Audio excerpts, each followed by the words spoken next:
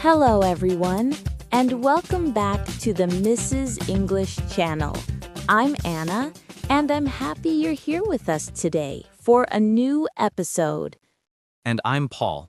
Today we talk about how to make friends in English, a topic many learners find difficult but very important in real life. Making friends in another language can feel scary. You might worry about mistakes or pronunciation, but you don't need perfect English at all. Friendship starts with small steps. Even short conversations can help you build trust and comfort, and each moment helps you grow. Before we go deeper into the topic, please remember to subscribe to our channel. Your support helps us continue creating helpful lessons. So let's start with your mindset. Many learners think, my English is too weak. That thought creates fear and stops you from trying. Try a new thought like, my English is not perfect, but I can communicate. This idea gives you space to relax and speak with courage. People care more about your kindness than your grammar. A friendly expression, a calm voice, and a smile help a lot in conversations. You can start with very simple questions. You don't need long sentences. Try things like, how is your day? Or, do you live nearby? These questions are easy to answer. They show that you are open, friendly, and interested in the other person. That builds a small bridge. Your body language also matters. A relaxed posture and gentle eye contact make you look warm and easy to talk to. It gives people comfort. Speaking slowly helps too. Many learners think they must speak fast to sound fluent, but slow and clear speech feels calm and friendly. Let me share a story. One of our students moved to a new city last year. Her English was basic, and she worried about talking to people. She felt nervous, but she set a small goal. She decided to talk to one new person every week. It could be short, even 1 minute long. She said hello to people at the bus stop, at a local cafe, and in a small art class. She used simple sentences and easy questions. After a few weeks, she felt braver. She told us, people are kinder than I expected. Her confidence grew from many tiny moments. This shows that confidence grows through action. You don't need big conversations. Small daily moments help you feel stronger inside. Another helpful step is to join activities where talking happens naturally. Choose a hobby or class where you enjoy the environment. For example, you can join a cooking class, a yoga group, a reading club, or a walking team. Shared hobbies make talking easier. When you share an interest, you already have something to talk about. This makes the first conversation feel safe and relaxed. You can also prepare a few friendship starter lines. Try, I like your bag, or is this your first time here? They feel simple and soft. These small lines help you break the ice. They show interest without pressure. Many people enjoy friendly comments like these. Remember that friendships take time. You don't need to push for a deep connection right away. Let the connection grow slowly. Be patient with yourself. You are learning a language and building confidence. Every small conversation is a step forward. The important thing is showing up with kindness. People feel safe with friendly energy, even if your English is simple or not perfect. So take a deep breath, smile, and start with small words. You are more ready than you think, and people will appreciate your effort. All right, that's a warm start to our topic. We hope you feel more relaxed about speaking English when meeting new people. All right, now let's continue and explore some practical ways to start conversations in simple, clear English. Many learners think they need advanced vocabulary to talk to people, but simple words can build strong connections. One helpful way to begin is by noticing something around you. You can comment on the weather, music, or the room you're in. For example, you can say, "The weather is really nice today," or "This place feels comfortable." These lines open a soft door. Comments like these feel friendly and natural. They also help both people relax because they focus on something safe and easy. You can also talk about shared situations. If you are waiting in line, you can say, "This line is long today," or "It's busy here." These sentences are short and simple, but they show that you are open to talking. Many people respond with something friendly. Another great technique is asking small, warm questions. You can say, "Do you come here often?" Or, "Have you tried this class before?" These questions are safe because they don't feel personal. They help the other person talk without pressure or stress. If someone answers your question, try adding a follow-up. For example, "Oh, that sounds nice." Or, "Really? How do you like it?" Follow-up lines show interest. They help the conversation move forward in a natural and comfortable way. Many learners freeze because they worry about the perfect sentence. But perfection doesn't help connection. Kindness helps connection. If you forget a word, you can say, "Sorry, I don't know the word." Or, "How do you say this?" Most people are happy to help. Asking for help actually makes conversations feel more real. It shows you are human, curious, and not afraid to learn. Let's talk about mistakes for a moment. Mistakes do not stop conversations. People listen to your meaning, not to every detail.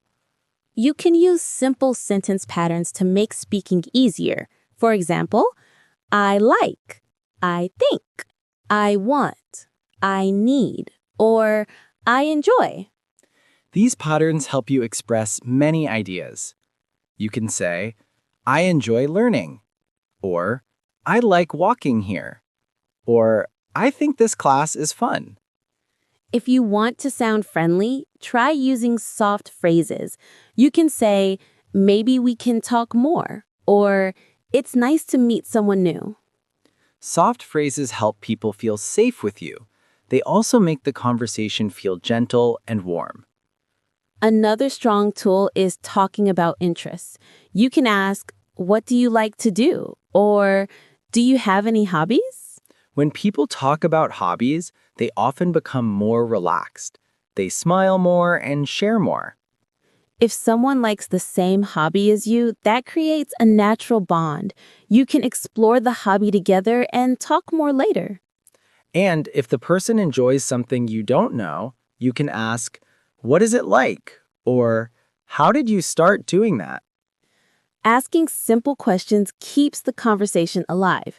You don't need long grammar to show curiosity. Let's imagine a short example.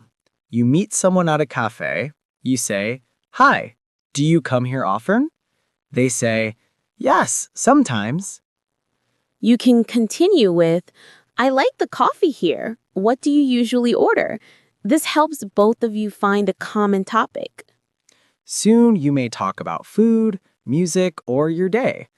The conversation grows naturally from a tiny starting point. Another helpful idea is joining small group activities. Group talks take pressure off you because several people share the conversation. In a group, you can listen first. Then you can add small comments like, "That's interesting," or "I agree with that." Short comments show participation. They also help you feel part of the group, even if you speak only a little.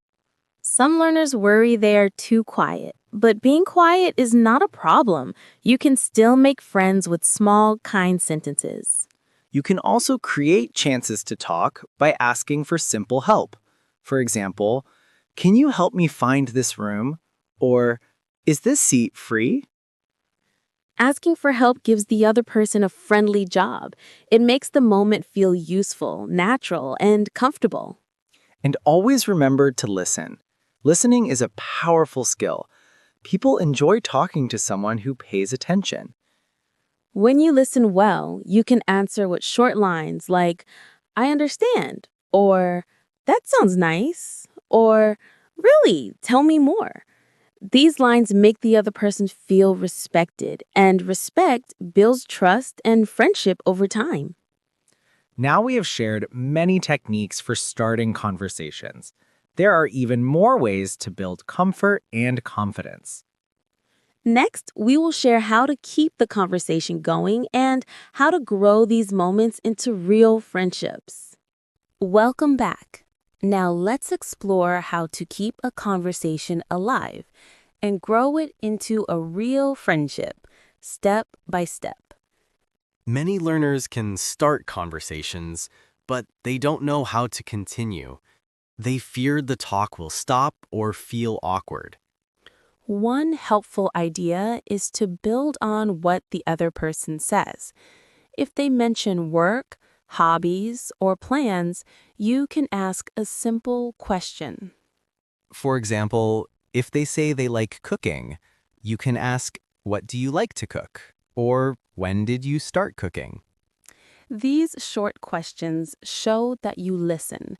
Listening is the heart of friendship, and people feel safe when you listen well. You don't need big vocabulary. You only need to show interest. Even a simple, "Oh, that's nice," or "Really? Tell me more," helps a lot. Another helpful idea is sharing a little about yourself. You don't need deep stories, just small details that match the topic. If they talk about music, you can say, "I like calm music," or "I listen to music when I walk." Simple sentences still build connection. Sharing small details makes the conversation feel balanced. This balance helps both people feel equal and relaxed. You can also ask open questions. These questions need more than a yes or no. For example, "What do you enjoy about that hobby?"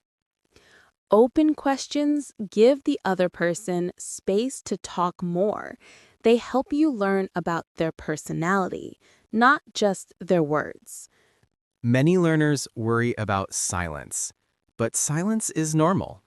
You can restart the talk with something simple like, "So, what about you?"